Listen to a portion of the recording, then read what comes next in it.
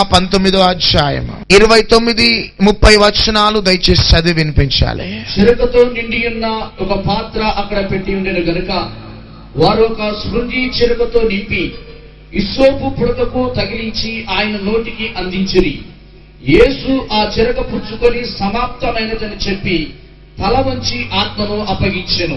30 వచనంలో మనం చూసుకున్నట్లయితే యేసుక్రీస్తు ప్రభువు చిరక పుచ్చుకొని సమాప్తమైనదని చెప్పి తన ఆత్మను అప్పగించినాడట. జాగ్రత్తగా ఈ యొక్క ప్రత్యక్షత మనం ప్రార్థనా పూర్వకంగా మనం విందాం. ఎందుకు అంటే ఈ లెంట్ డేస్ టైంలో ఈ 40 దినాలు ఈ గుడ్ ఫ్రైడే సందర్భంగా, ఈస్టర్ సందర్భంగా సార్వత్రిక సంఘం అంతా కూడా అనేక రీతులుగా సిద్ధపడుతూ ముందుకు సాగుతున్న దినాలు ఇవి.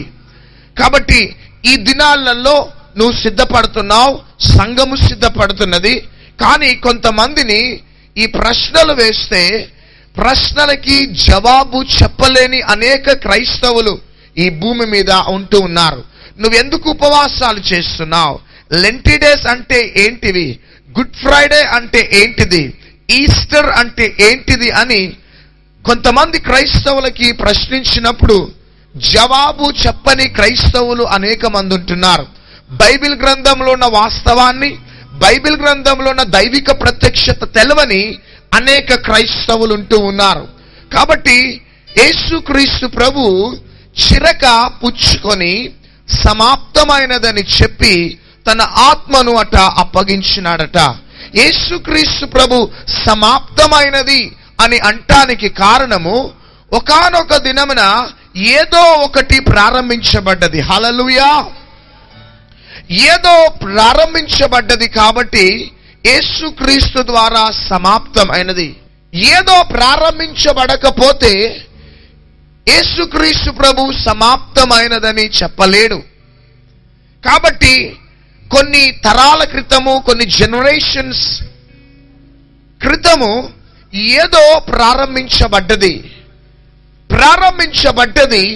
అది యేసుక్రీస్తు ద్వారా సమాప్తం చేయబడ్డది. ఎవరో అది ప్రారంభించినారు, అది యేసుక్రీస్తు ద్వారా సమాప్తం చేయబడ్డది. ప్రారంభించిన వారు ఎవరు? ప్రారంభించబడినది ఏంటిది? ప్రారంభించబడిన వారు ఎవరు అంటే మొదటి ఆదాము. ఆమెన్, హల్లెలూయా. మొదటి ఆదాము ద్వారా ఒకటి ప్రారంభించబడ్డది, కడపటి ఆదాము ద్వారా అది సమాప్తమైనది. గట్టిగా చప్పట్లు కొడదాం. మొదటి ఆదాము ద్వారా ప్రారంభించబడ్డది ఏంటిదంటే పాపము ఈ లోకానికి విడుదల కావటం మనం చూస్తున్నాం. ఆజ్ఞ అతిక్రమమే పాపము అని దేవుని యొక్క వాక్యం సెలవిస్తున్నది. కాబట్టి ఏదెను తోటలో మొదటి ఆదాము ద్వారా ఏమి ప్రారంభించబడ్డదంటే పాపము అనేది ఈ భూమి మీదకి రావటం జరిగింది. ఆ పాపము అనేది ఈ భూమి మీదకి ఎవరి ద్వారా ప్రారంభమైనదంటే మొదటి ఆదాము ద్వారా ఆ పాపము అనేది ప్రారంభించబడ్డది. నా ప్రియ సహోదరి సహోదరుడా, పాపము అనేది ఒక వ్యక్తి జీవితంలో పరిపాలించటమును బట్టి ఆ పాపము ఒక వ్యక్తిని అభివృద్ధిలోకి తీసుకొని వెళ్ళదు. ఆ పాపము ఉండటమును బట్టి శాపము పరిపక్వమైపోయి ఒక వ్యక్తి ముందుకు సాగలేడు, ఒక వ్యక్తి దేవుని యొక్క దీవెనలు పొందుకోలేడు. సహోదరి సహోదరుడా, చాలా మంది దేవుని యొక్క దీవెనలు కావాలి, దేవుని యొక్క అభివృద్ధి కావాలి, నేను గొప్పవాడను కావాలి అని అనేక రీతిలుగా ప్రజలు పరిగెత్తుతూ ఉంటారు, ప్రయాసపడుతూ ఉంటారు. కానీ ఎందుకు గమ్యానికి చేరలేరు? ఎందుకు దేవుని యొక్క దీవెనలు పొందుకోలేరు? కారణం ఏంటిదంటే వారి అంతరంగంలో పాపము ఉండటమును బట్టి, పాపము పరిపక్వము కావటమును బట్టి ఆ పాపము ఒక వ్యక్తిని ముందుకు సాగనివ్వదు. ఆ పాపము ఏం చేస్తుంటదంటే ఒక వ్యక్తిని వెనకాలకి లాగేస్తూ కంట్రోల్ చేస్తూ ఉంటది. నా ప్రియ సహోదరి సహోదరుడా, నీవు దీవించబడటం దేవుని యొక్క చిత్తము, నువ్వు ఆశీర్వదించబడటం దేవుని యొక్క చిత్తము. ఐశ్వర్యము, గొప్పతనము అట దేవుని ద్వారానే మనం పొందుకుంటాం. ఆమేన్. నువ్వు పేదరికంలో ఉండటం దేవుని యొక్క చిత్రం కాదు. నువ్వు దారిద్ర్యతలో ఉండటం దేవుని యొక్క చిత్రం కాదు. నువ్వు నిత్యము అప్పుల పాలు కావటం దేవుని యొక్క చిత్తం కాదు. నువ్వు వడ్డీలు కట్టుకోవటం దేవుని యొక్క చిత్తం కాదు. నువ్వు దీర్ఘకాల వ్యాధులతో నీ డబ్బు అంతా కూడా డాక్టర్స్ కి, హాస్పిటల్స్ కి ఖర్చు పెట్టడం దేవుని యొక్క చిత్తం కాదు. ఈ రోజు నువ్వు దీర్ఘకాల వ్యాధులతో ఉంటున్నావంటే, అప్పుల బంధకాలలో ఉంటున్నావంటే, కన్నీటితో, వేదనతో, మానసికమైన ఒత్తిళ్లలో ఉంటున్నావంటే, తెలియని భయము, ఆందోళన నిన్ను, నీ కుటుంబాన్ని కంట్రోల్ చేస్తున్నదంటే దాని వెనకాల ఒక శక్తి ఉంటున్నది. అదే పాపము. పాపము పాపము ఆ పాపము నిన్ను ఎదగనివ్వకుండా కంట్రోల్ చేస్తున్నదంతే. ఆ పాపము నిన్ను ముందుకు సాగనివ్వకుండా కంట్రోల్ చేస్తున్నది. That is a dangerous power, dangerous devil from Satan. ఈ రాత్రి నువ్వు ఎవరివైనా కావచ్చు సహోదరి, సహోదరుడా. చిన్న పాపము, పెద్ద పాపము అని కొంతమంది కాంప్రమైజ్ అయిపోతూ ఉంటారు. పాస్టర్ గారు, నేను పెద్ద పాపాలు చేయటం లేదు పాస్టర్ గారు, చిన్న పాపమే చేస్తున్నాను కదా అనేసి కొంతమంది సమర్థించుకుంటూ ఉంటారు. చూడండి, యాకోబు దగ్గరికి ఏశావు వచ్చి ఏమన్నాడంటే, తమ్ముడు నేను ఆకలితోనున్నాను తమ్ముడు, కాబట్టి నీ వంటలో కొంచెము నాకు ఇవ్వమన్నాడు. హల్లెలూయా. ఎంత ఇవ్వమన్నాడు? కొంచెము కూర నాకు పెట్టు తమ్ముడు అన్నాడు. అంతే. ఎప్పుడైతే కొంచెము కూర తిన్నాడో ఏశావు, ఆ కొంచెము కూర తన జీవితంలో నుంచి జ్యేష్ఠత్వపు హక్కును దూరం చేసింది.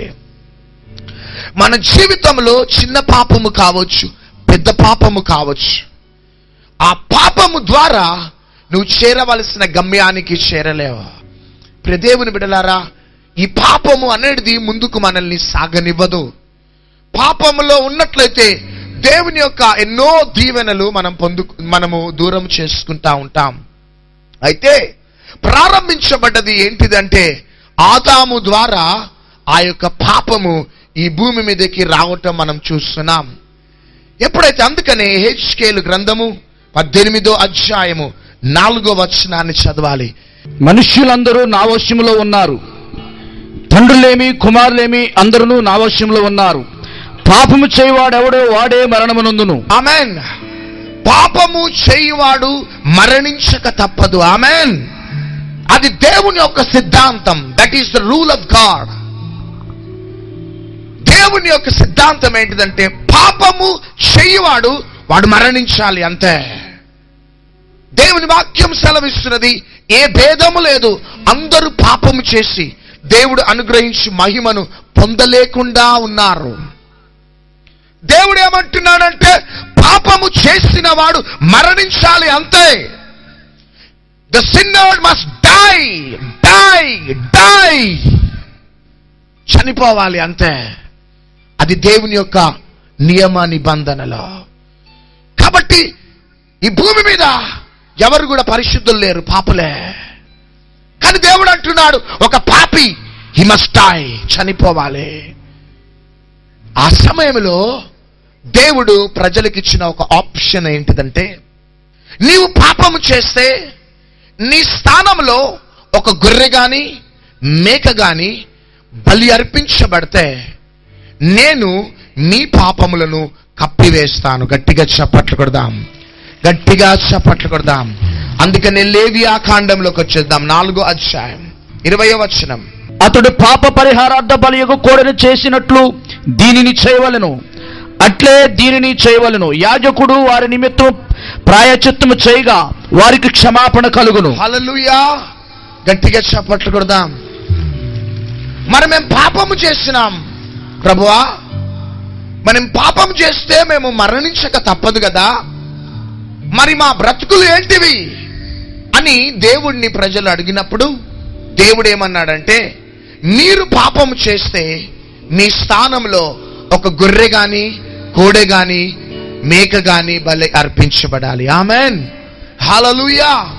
అయితే పెద్దలందరూ ఏం చేసేవారంటే, ఆ గొర్రెని ఆ మేకని తీసుకొని వచ్చి ఆ యొక్క గొర్రె మీద చేతులు ఈ విధంగా ఉంచటంతోనే వీరి పాపాలన్నీ కూడా ఆ గొర్రెలోకి వెళ్ళిపోయేది. గట్టిగా చప్పట్లు కొడదాం.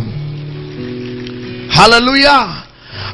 ఆ యొక్క వీరి పాపాలన్నీ కూడా ఆ గొర్రెలోకి యాక్టివేట్ అయిపోయేటి. ఎప్పుడైతే ఆ గొర్రె వీరి పక్షంలో బలి అర్పించబడటంతోనే వీరి పాపాలన్నీ కూడా కప్పబడేటివి. లేవియా కాండంలో దేవుడు ప్రజలకి ఇచ్చిన నియమ నిబంధనలవే. పాపము చేయువాడు వాడు మరణించవలసినదే. హల్లెలూయా, హల్లెలూయా.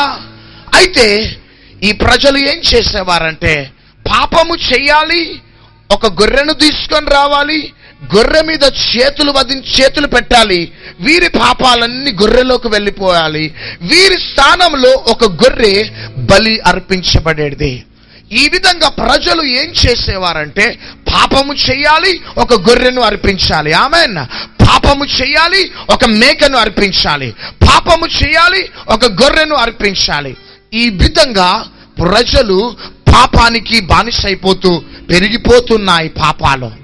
ఈ విధంగా ప్రజలు ముందుకు సాగిపోతూ ఉండే సమయంలో దేవుడు ఒక నిర్ణయానికి వచ్చినాడు. హల్లెలూయా, హల్లెలూయా. ప్రజాపతి దేవేద్య ఆత్మనాం యజ్ఞం ప్రాయశ్చిత్. ప్రజాపతి దేవేద్య ఆత్మనాం యజ్ఞం ప్రాయశ్చిత్. దీని అర్థం ఏంటిదంటే, దేవాది దేవుడు బలియాగం అయితేనే కాని ప్రజల పాపాలకి విడుదల కలుగుతుంది. గట్టిగా చప్పట్లు కొడదాం. మేకల రక్తము కాదు, కోడెల రక్తము ద్వారా ప్రజల పాపాలకి విడుదల కలగదు. కానీ దేవాది దేవుడు ప్రజల నిమిత్తం బలియాగం అయితేనే కాని ప్రజల పాపాలకి విడుదల కలుగుతుంది అని ఆ దేవాది దేవుడే యేసుక్రీస్తు రూపంలో ఈ భూమి మీద జన్మించినాడు. గట్టిగా చప్పట్లు కొడదాం. అందుకనే బాప్తిజం ఇచ్చి యోహాను ఏమన్నాడంటే, లోక పాపములు మోసుకొని పోవు దేవుని గొర్రెపిల్ల. ఆ గొర్రెపిల్ల పేరు ఏం పేరు చెప్పాలి? యేసుక్రీస్తు ప్రభు. హల్లెలూయా. ఎప్పుడైతే ప్రజలకి దేవుడు ఈ ఆలోచన ఇవ్వగానే ప్రజలు పాపము చేయాలి, ఒక కోడెను తీసుకొని రావాలి, కోడ మీద హస్తనిక్షేపణ చేయాలి. ఎప్పుడైతే హస్తనిక్షేపణ జరుగుతుందో వీరి పాపాలన్నీ కూడా మేకలో గొర్రెలోకి వెళ్ళిపోతూ ఉండేటివి. వీరి స్థానంలో ఒక గొర్రె, ఒక మేక ప్రత్యక్షపు గుడారంలో బలి అర్పించబడుతూ ఉండేటిది. దేవుడు ఈ విధంగా ముందుకు సాగుతూ చివరికి తానే స్వయంగా యేసుక్రీస్తు రూపంలో ఈ భూమి మీద జన్మించున్నాడు. హల్లెలూయా, హల్లెలూయా. జన్మించి తన కల్వరి బలియాగము ద్వారా ప్రజలకి దేవుడు విడుదలను అనుగ్రహించినాడు. గట్టిగా చప్పట్లు కొడదాం. రోగాలతో నడవలేని వారు, పెరాలసిస్ తో బాధపడేవారు, చెవులు వినబడని వారు, చూపు లేని వారు, అంతేగాక మాట్లాడలేని వారు, ఇతర ఏ జబ్బుని శరీరంలో ఉన్నా యేసు క్రీస్తు ప్రభు మాత్రమే ఈ రాత్రి నేను స్వస్థపరిచేస్తున్నాను. ప్రభువా నన్ను స్వస్థపరిచేసయ్యా. నా శరీరంలో ఉన్న ఇదిగో ఈ వ్యాధిని యేసు నామములో మేము గద్దిస్తున్నానని చెప్పండి. Thank you Jesus. మిగతా వారందరూ కూడా ప్రార్థించండి. ఈ రోగగ్రస్తులు, వ్యాధిగ్రస్తులని ఈ రాత్రి యేసయ్య స్వస్థపరచాలని ప్రార్థించండి. అద్భుత స్వస్థతలు జరుగుతున్నాయి. యేసయ్య, స్పిరిట్ గాడ్, యేసయ్య, పరిశుద్ధాత్మా, నా యేసయ్య, యేసయ్య. వారి కళ్ళల్లో, చెవుల్లో ప్రభు కళ్ళు కరిగిపోవాలి యేసునామములో. చెవులు తెరవబడాలి యేసునామములో. చూపు స్పష్టంగా కనబడాలి యేసునామములో. కడుపులో, ఎముకల్లో గడ్డలు కరిగిపోవాలా. ఇప్పుడే థైరాయిడ్ విడుదల, ప్రతి ఆర్థరైటిస్, హార్ట్ ప్రాబ్లం విడుదల యేసునామములో. గడ్డలు కరిగిపోతున్నాయి. క్యాన్సర్ సింప్టమ్స్ బాడీలో వైప్ అవుట్ అవుతున్నాయి. ఎయిడ్స్ సింప్టమ్స్ కరిగిపోతున్నాయి. ఇప్పుడే స్వస్థత. వారి కన్నులు స్పష్టంగా కనబడుతున్నాయి. Jesus name. మూగవారు మాట్లాడుతున్నారు రాత్రి. అంగహీనులు వీల్ చైర్స్ లలో నుంచి లేచి, స్ట్రెచర్స్ లలో నుంచి లేచి గంతులు వేస్తున్నారు. థైరాయిడ్, బీపీ, షుగర్ ప్రతిదీ నార్మల్ కండిషన్ లోకి వస్తున్నది. గుడ్డివారి కన్నులు తెరవబడుతున్నాయి. తీసుకోండి స్వస్థత. మూగవారు మాట్లాడుతున్నారు. తీసుకోండి స్వస్థత.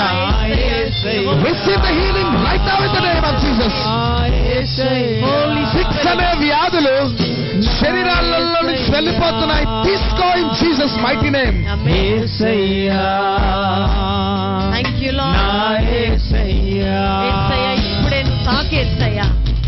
నాకు గుండెల్లో నొప్పి 2 సంవత్సరాల మంచి ఉందండి. ఇప్పుడు కొద్దిగా తగ్గింది. గోడలు అవి నొప్పులు ఉన్నాయి కదా, గుండెల నొప్పి తగ్గింది. గుట్కా అలవాటు ఉంది, దానివల్ల ఈ గొంతు బాగా నొప్పిగా ఉండేది. ఎప్పటి నుంచి బాధపడుతున్నావు? 5 years నుంచి. 5 years నుంచి గొంతు నొప్పితో బాధపడుతున్నావు. ఇప్పుడు స్వస్థత జరిగింది. 2 నెలల క్రితం కరెంటు షాక్ తగిలి గోడ కొట్టేసుకుంది కదా చెయ్యి. రోజు నొప్పిగానే ఉంటుంది. ఇవాళ కూడా బాగా నొప్పిగా ఇలా లేవనేలా, ఇట్ట వంచనేలా. 2 నెలలు బట్టి. 2 నెలల నుంచి కొంచెం పర్లేదండి. ఎత్తండి ఒకసారి.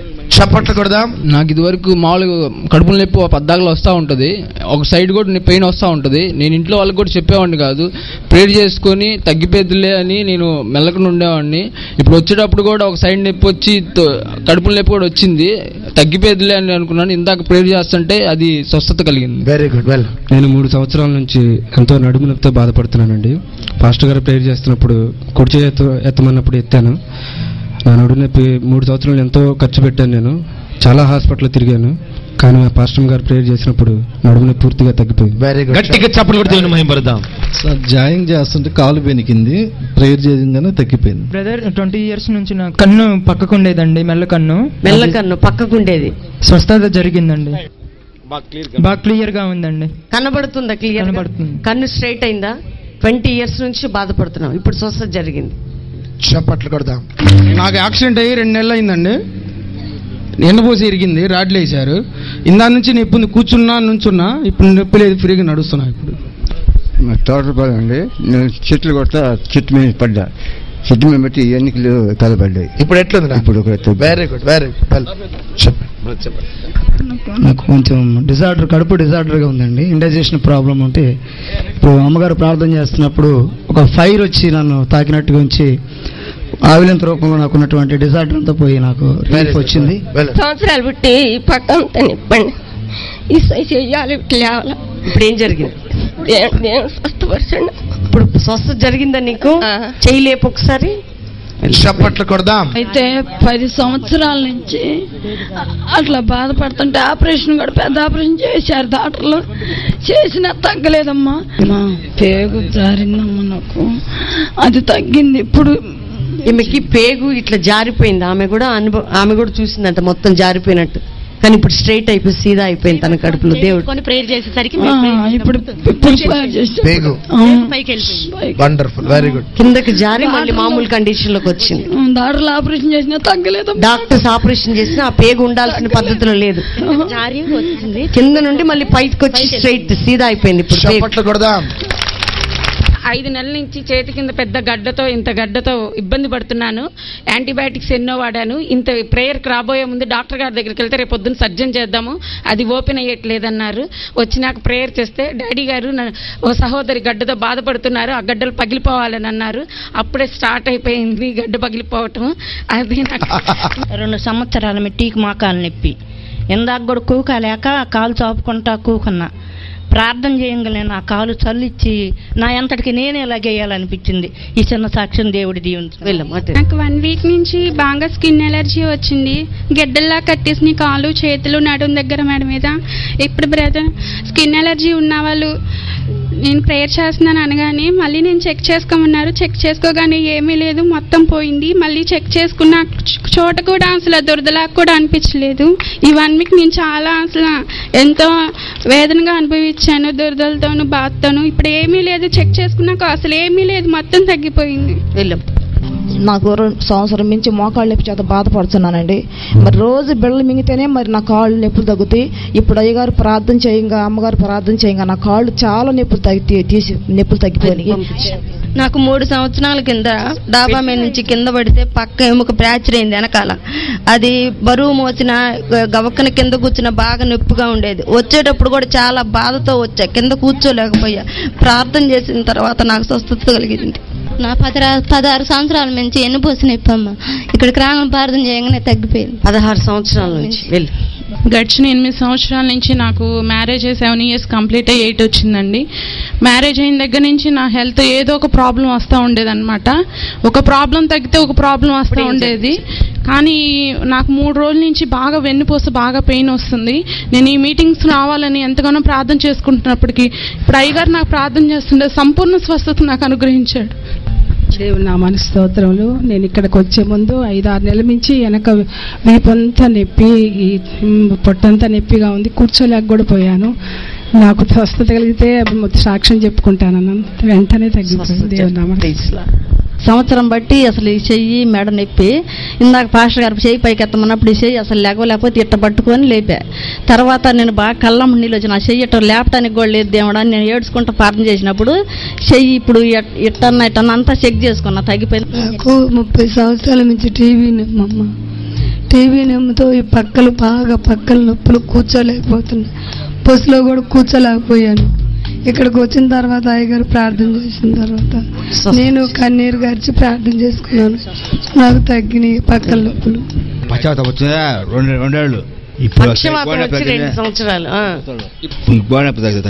చెయ్యెత్తగలుగుతున్నాడు ఇప్పుడు. చప్పట్లు. నడవగలుగుతావా? యేసయ్యా నా యేసయ్యా, యేసయ్యా. చేతులు పైకెత్తు. యేసయ్యా. 2 చేతులు పైకెత్తి నడుచుకుంటారా? యేసయ్యా. మాట నెల నుంచి మాట రావట్లే. ఇప్పుడు మాట వస్తుందా? ఇప్పుడు కొద్దిగా మాట్లాడుతున్నాడు. కొద్ది అమ్మా నానా యేసయ్యా యేసు ప్రభు యేసు రక్తమే జయం, సిలువ రక్తమే జయం. చప్పట్లు కొడదాం. ఎప్పటి నుంచి రాలే మాటలు? నెల బట్టికి. నీకే మహిమ కలుగును గాక. 2 సంవత్సరాలు అవుతుంది.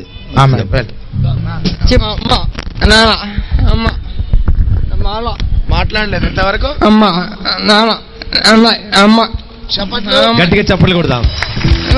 గట్టిగా. నుంచి మాటలేదు మగవాడు. ఇప్పుడు స్వస్థత పడింది. అమ్మా నాన్న అంటున్నాడు. ఎలా స్వస్థత జరిగింది? దేవుడు స్వస్థపరిచాడు. ఇక్కడికి వచ్చాక ఏం జరిగింది? స్వస్థత జరిగింది. మాట్లాడగలుగుతున్నాడు. అసలు మాట కూడా లేదు. అసలు మాట లేదు. నాన్న లేదు, అమ్మ మాట వచ్చిన తర్వాత కొద్దిగా. చూడండి, సహోదరుడు పుట్టుకతో మూగవాడు, మాట లేదు, ఏమీ లేదు, మూగతనంతో పుట్టాడు. చూడండి, ఇప్పుడు ప్రార్థన జరుగుతుండగా దేవుని శక్తి ఈయనను తాకి అద్భుతంగా చక్కగా మాట్లాడడానికి దేవుడు అద్భుతం చేశాడు. తన తోటి సహోదరుడు చెప్తున్నాడు పుట్టుకతో మూగవాడు, ఇతనికి మాట లేదని. కానీ ఇప్పుడు అమ్మ అంటున్నాడు, నాన్న అంటున్నాడు, మాట్లాడుతున్నాడు. ఈయన నోరిచ్చింది ఎవరు చెప్పండి? గట్టిగా చప్పట్లు కొడదాం యేసయ్యని.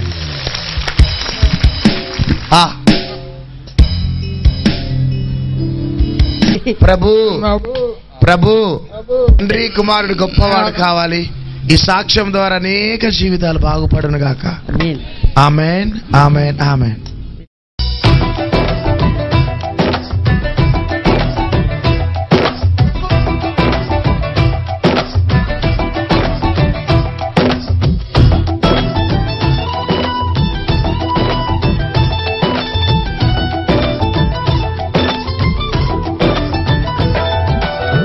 అతికాంక్షణీయుడా నా యేసయ్యా, నీకే వందనము. యేసయ్యా నీకే వందనము. అతికాంక్షణీయుడా నా యేసయ్యా, నీకే వందనము. యేసయ్యా నీకే వందనము. నీవే పూజనీయుడవు, స్తోత్రార్హుడవు, నీవే కీర్తనీయుడవు, పరిపూర్ణుడవు. నీవే పూజనీయుడవు, స్తోత్రార్హుడవు, నీవే కీర్తనీయుడవు,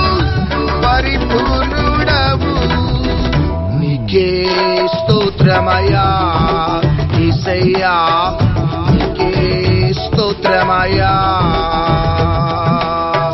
నీకే స్తోత్రమయ్యా యేసయ్యా నీకే స్తోత్రమయ్యా